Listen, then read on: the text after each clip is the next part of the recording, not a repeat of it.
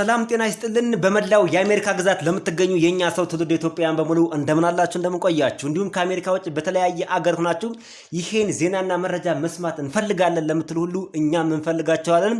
በቅድሚያ የከበረ ሰላምታችን በያላችሁበት የዓለም ጥግ ሁሉ ይድረሳችሁ።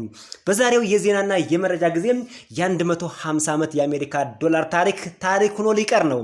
እንዲሁም የአሜሪካ ፓስፖርትም ሊቀየር ነው። ዝርዝሩን አብረን እንከታተለው። ፓስፖርት ከተቀየረ ዶላር ከተቀየረ ትውልደ ኢትዮጵያን እንዴት ነው አዲሱን ዶላርና አዲሱን ፓስፖርት ማግኘት ያለባቸው? አዲሱ ፓስፖርትና አዲሱ ዶላርም ሲቀየር ምን ኮንቴንቶችን ይዟል የሚለውንም ለምን ተቀየረ የሚለውንም ጭምር አካተናል። የዩቲዩብ ቻናሉን ሰብስክራይብ አድርጋችሁ የደወል ምልክቷን በመጫን ብቻ ዜናውንና መረጃውን ለናንተ አድርጉ፣ ውሰዱ፣ ወረሱ ተለቆላችኋል። እኔ ደግሞ ዜናውንና መረጃውን ለናንተ በሚመጥናቸው መልኩ አዘጋጅቻለሁ። በድጋሜ ሰናይ ቆይታ። ከአሜሪካ ፓስፖርት መቀየር እንጀምር። የአሜሪካ የውጭ ጉዳይ ሚኒስቴር ስቴት ዲፓርትመንት እንደ አውሮፓውያኑ አቆጣጠር በሐምሌ 2026 የሚከበረውን የሀገሪቱን 250ኛ የነጻነት በዓል ምክንያት በማድረግ የፕሬዝዳንት ዶናልድ ትራምፕ ምስል ያለበት ልዩ ፓስፖርት እትም ለማውጣት ማቀዱን አሳወቀ። የልዩ እትሙ ዋና ገጽታዎች የፕሬዝዳንቱ ምስልና ፎቶ ይኖረዋል ተባለ። በፓስፖርቱ ውስጥ ካሉት ገጾች በአንዱ ላይ የፕሬዝዳንት ትራምፕ ምስል ከነጻነት አዋጁ ዲክላሬሽንስ ኦፍ ኢንዲፔንደንስ ጽሑፍ ጋር ተደራርቦ ይታያል።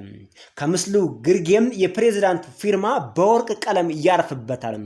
ታሪካዊ ስዕሎች ከፕሬዝዳንት ትራምፕ ምስል ፊት ለፊት ባለው ገጽ ላይ እንደ ፈረንጆቹ አቆጣጠር በ1776 የአሜሪካ መስራች አባቶች የነጻነት አዋጁን ሲፈርሙ የሚያሳይ ታዋቂ ስዕል ሰፍሯል።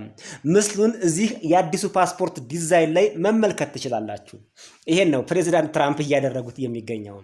የሽፋን ለውጥ በፓስፖርቱ የፊት ሽፋን ላይ ዩናይትድ ስቴትስ ኦፍ አሜሪካ የሚለው ጽሑፍ በደመቀ ወርቃማ ቀለም ከላይ በኩል የሚቀመጥ ሲሆን ፓስፖርት የሚለው ጽሑፍ ደግሞ ወደታች ተዛውሯል።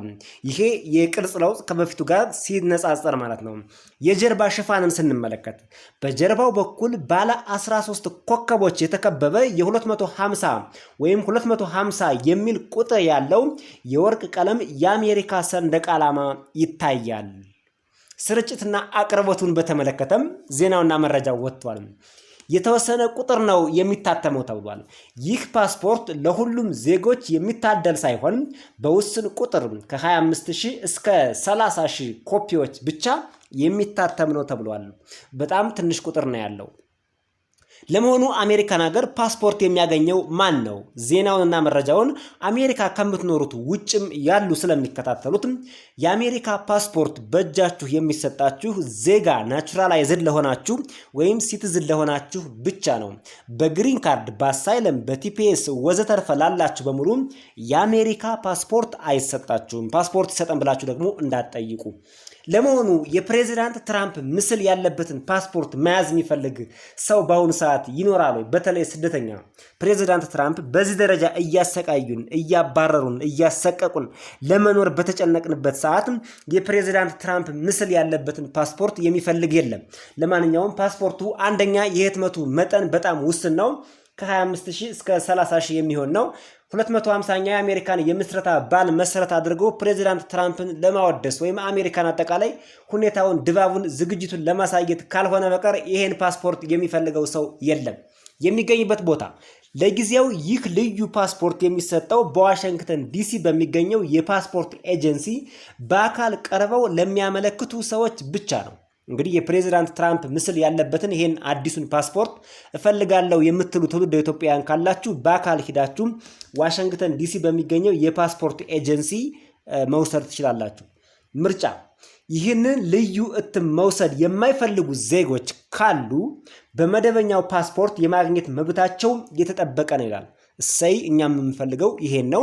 አዲሱን የፕሬዝዳንት ትራምፕን ፓስፖርት አንፈልገውም፣ የድሮውን ፓስፖርት እንፈልጋለን ሲሉ እንግዲህ አድማጭ ተመልካቾቻችን ኮሜንት ይሰጣሉ ተብሎ ይጠበቃል።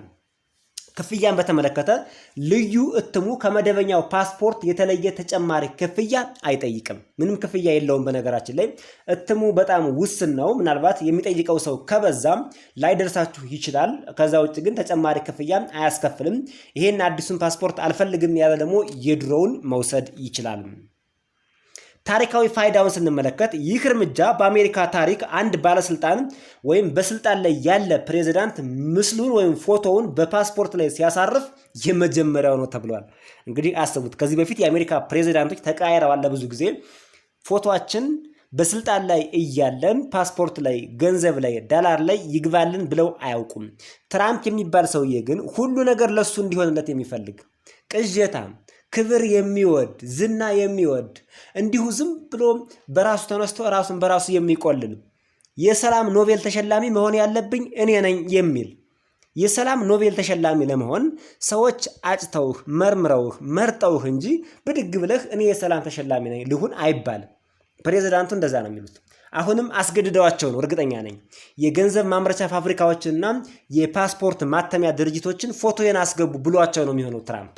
ለማንኛውም ይሄ ነው ተብሏል። እስካሁን በነበሩት መደበኛ ፓስፖርቶች ላይ እንደ አብርሃም ሊንከን እና ጆርጅ ዋሽንግተን ያሉ የቀድሞ ፕሬዚዳንቶች ምስል ወይም ጥቅሶች ብቻ ነበሩ የሚካተቱት። ይህ የፓስፖርት ለውጥ የሀገሪቱን 250ኛ ዓመት በዓል ለማክበር ከታቀዱ በርካታ ተግባራት አንዱ ሲሆን ከዚህ በተጨማሪም የፕሬዚዳንቱ ፊርማ በዶላር ኖቶች ላይ እንዲፈጠርና እንዲቀመጥና ምስላቸው ያለበት የወርቅ ሳንቲም እንዲታተም መታቀዱም ይታወሳል። ከዚህ በፊት አንድ ዜና ሰርተንላቸዋል በዚህ ዙሪያ የ250 ከዛ በላይ ነው እንጂ። የአሜሪካ ፓስፖርት ብቻ አይደለም የተቀየረው፣ አሁን በእጃችሁ የያዛችሁት የአሜሪካ ዶላርም ይቀየራል ተብሏል። በፕሬዚዳንት ትራምፕ አስተዳደር ጊዜ የማይቀየር ነገር የለም ነው የተባለው። በታሪክ የአሜሪካ ባለስልጣን ወይም የአሜሪካ ፕሬዚዳንት፣ በተለይ የአሜሪካ ፕሬዚዳንት በህይወት እያለ ወይም በስልጣን እያለ፣ በህይወት እያለ የሚለው ላይገልጸው ይችላል። በስልጣን እያለ የገንዘብ ኖቶች ላይ ፊርማው አይቀመጥም፣ ክልክል ነው። ፕሬዚዳንት ትራምፕ ግን እኔ በስልጣን እያለው አሁን ፊርማዬን በአሜሪካ ዶላሮችና ሳንቲሞች ላይ አድርጉልኝስ ብሎ ስላስጨነቃቸው የአሜሪካ አሁን በእጃችሁ የያዛችሁት ዶላር ፊርማው ይቀየራል ማለት ነው። የፕሬዚዳንት ትራምፕ አስተዳደር ፊርማ ይገባበታል ማለት ነው። እስካሁን ባለን ዜናና መረጃ መሰረት የፕሬዚዳንት ትራምፕ ፎቶ ዶላር ላይ ይገባል የሚለውን አላረጋገጥንም ወይም አልደረሰንም ዜናውና መረጃው። ፓስፖርት ላይ ግን የፕሬዚዳንቱ ፊርማም ሆነ ፎቶ ይገባል። ዶላሩ ላይ ግን ፊርማው ብቻ ነው የሚገባው ማለት ነው። ነገር ግን አንዲት አነስተኛ ሳንቲም አለች በአሜሪካ ብዙ ጊዜ የምንገበያይባት፣ እሷ ላይ ግን የትራምፕ ፎቶ ይገባል ተብሏል። በወርቅ ቅርጽ የተሰራ ሆኖ የትራምፕ ፎቶ ይገባል። ምናልባት ይሄኛው የአሜሪካ ዶላር ሁሉም በእጃችን የያዝነው ዶላር አሁን ይቀየራል ወይስ ደግሞ እንደ ፓስፖርቱ ዝም ብሎ ትራምፕ ያለበት ተብሎ ለብቻ ሌላ ዶላር ይመጣል የሚለው አወዛጋቢ ነው። እስካሁን ድረስ ግልጽ የሆነ የጠራ መረጃ የለም። ወደ ቀጣዩ ዜናና መረጃ ስናልፍ አሁንም እጅግ በጣም አስደሳች እና የብስራት ዜና ነው የምናሰማችሁ። የፌዴራሉ ፍርድ ቤት የትራምፕ አስተዳደርን የዋስትና መከልከል የስርዓት ፖሊሲ አገደ ይላል። ኒውዮርክ የፌዴራል ይግባኝ ሰሚ ፍርድ ቤት መንግስት ለረጅም ጊዜ በአሜሪካ የኖሩ ነዋሪዎችን ያለ ዋስትና ችሎት እንዲታሰሩ ያወጣውን መመርመሪያ ውድቅ በማድረግ በትራምፕ አስተዳደር ላይ ጠንካራ ውሳኔ አስተላልፏል። ልክ እንደ ሜሪላንድ ዳኛ ማለት ነው። ማክሰኞ ዕለት በሁለተኛው የወረዳ ይግባኝ ሰሚ ፍርድ ቤት ትናንት ማለት ነው የተሰጠው ይህ ውሳኔ በፈረንጆቹ አቆጣጠር በሐምሌ 2025 የተጀመረውንና ለ10 ዓመታት የቆዩ የኢሚግሬሽን ህጎችን አዲስ ትርጉም በመስጠትም የተዘጋጀውን ፖሊሲ ኢላማ ያደረገ ነው ተብሏል። ፕሬዚዳንት ትራምፕ ለበርካታ ዓመታት ለ10 ዓመታት ሲሰራበት የነበረውን ጥሶ ያወጣውን አዲስ አዋጅ ፍርድ ቤቱ ሽሮታል። በዚህ መመሪያ መሰረት ማንኛውም ሰው ያለ ህጋዊ ሰነድ ወደ አሜሪካ የገባ ከሆነ ምንም ያህል ዓመታት በሀገሪቱ ቢኖርም ወይም ለህጋዊ መኖሪያ ፍቃድ ብቁ ቢሆንም እስከሚባረር ድረስ ያለ ዋስትና መታሰር አለበት የሚል ነበር የፕሬዚዳንት ትራምፕ አዲሱ አዋጅ። የስርዓቱ መናወጥና ለውጥ የሶስት ዳኞች ፓናል የአስተዳደሩን አዲስ ትርጓሜ በሀገራችን ታሪክ ታይቶ የማይታወቅ እጅግ ሰፊው የጅምላ እስራት ትዕዛዝ ሲሉ ገለጹት። የዳኞች ፓናል ነው። በፓናል ውይይት ነው የተወሰነው። የፍርድ ቤቱ ዳኛ ጆሴፍ ቢያንኮ እንደገለጸው ይህ ፖሊሲ በኢሚግሬሽን የአስርት ዓመታት ስርዓትና በማህበረሰቡ ላይ ከፍተኛ ድንጋጤ የሚፈጥር ከመሆኑም በላይ በሚሊዮን የሚቆጠሩ ሰዎችን ለእስርና ለቤተሰብ መለያየት ይዳርጋል አሉ። እውነት የአሜሪካን ዳኞች እድሜ ይስጣቸው። በጣም ሐቀኛ ዳኛ አለ። በዛው ልክም ለፕሬዚዳንት ትራምፕ አስተዳደር የሚያጎበድዱ አሸርጋጆችም አሉ። ፍርድ ቤቱ መንግስት ለረጅም ጊዜ በሀገሪቱ የኖሩ ሰዎችን ልክ እንደ አዲስ ገቢ የመግቢያ አመልካች አፕሊካንት ፎር አድሚሽን አድርጎ ለመፈረጅ የሞከረበት መንገድ የህጉን መሰረታዊ ቃልና ታሪክ የሚጻረር መሆኑን አረጋግጠዋል። የ10 ዓመታት በኖሩ ነዋሪዎች ላይ ያለው ተጽዕኖ። ይህ ውሳኔ በአሜሪካ ውስጥ ህይወታቸውን ለገነቡ በሺዎች የሚቆጠሩ ስደተኞች ትልቅ ድል ነው ተብሏል። ልድገመው። ይህ ውሳኔ በአሜሪካ ውስጥ ህይወታቸውን ለገነቡ በሺዎች ለሚቆጠሩ ስደተኞች ትልቅ ድል ነው ተብሏል። ይህ ፖሊሲ ከመቀየሩ በፊት ከማህበረሰቡ ጋር ጥልቅ ትስስር ያላቸውና የወንጀል ሪከርድ የሌላቸው ግለሰቦች ጉዳያቸው በፍርድ ቤት እስኪያልቅ ድረስ በዋስትና የመውጣት መብት አላቸው። በዚህ አዲስ ፖሊሲ ክፉኛ ከተጎዱ መካከል ለህጋዊ መኖሪያ ፍቃድ ግሪን ካርድ ወይም ለጥገኝነት ጥያቄ አቅርበው ምላሽ በመጠባበቅ ላይ ያሉ ግለሰቦች ይገኙበታል። አስቡት እንግዲህ ምንም ወንጀል ሳይኖርባቸው ለግሪን ካርድና ለአሳይለም አመልክተው ምላሽ የሚጠባበቁ አሉ። ብዙዎቹ በመንግስት የአሰራር መዘግየት ምክንያት ለዓመታት ሲጠባበቁ የነበሩ ናቸው። የቀድሞ አሰራር ዳኞች ግለሰቡ ሊሰወር ይችላል ወይም ለማህበረሰቡ አደጋ ሊሆን ይችላል የሚሉትን ነጥቦች መዘውና ዋስትና ይፈቅዱ ነበር። የ2025 ለውጥ ወደ ሀገር የገባበት መንገድ ብቻ ታይቶ ዋስትና በራስ ስር ይከለከላል። ውጤቱ ለህጋዊ መኖሪያ ፍቃድ አመልክተው በመጠባበቅ ላይ ያሉ ሰዎችን ጭምር ለዓመታት እንዲታሰሩ ያደርጋል። ያለምንም ጥፋት እንዲታሰሩ ያደርጋቸዋል። ቀጣዩ እርምጃ ምን ሆነ? የሀገር ውስጥ የደህንነት መምሪያ መስሪያ ቤት ፖሊሲውን የመያዝና የመልቀቅ አሰራርን ለማስቆም አስፈላጊ መሳሪያ ነው በማለት ይከላከላል። ይሁን እንጂ በተለያዩ የሀገሪቱ ክፍሎች ያሉ ፍርድ ቤቶች የተለያዩ ውሳኔ በመስጠታቸው ጉዳዩ በፍጥነት ወደ ጠቅላይ ፍርድ ቤት ያመራል ተብሎ ይጠበቃል። ለጊዜው ግን ይህ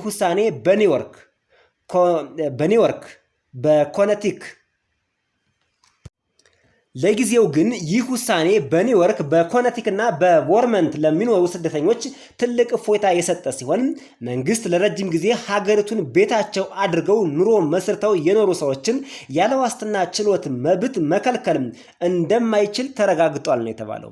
ስለዚህ የኢሚግሬሽን ኬዛችሁ በኒውዮርክ በኮነቲክና በቮርመንት ላለ ወይም በዛ አካባቢ ለምትገኙ ትውልደ ኢትዮጵያውያን እፎይ በሉ። ይህ ዜናና መረጃ ለእናንተ እጅግ በጣም መልካም ነው።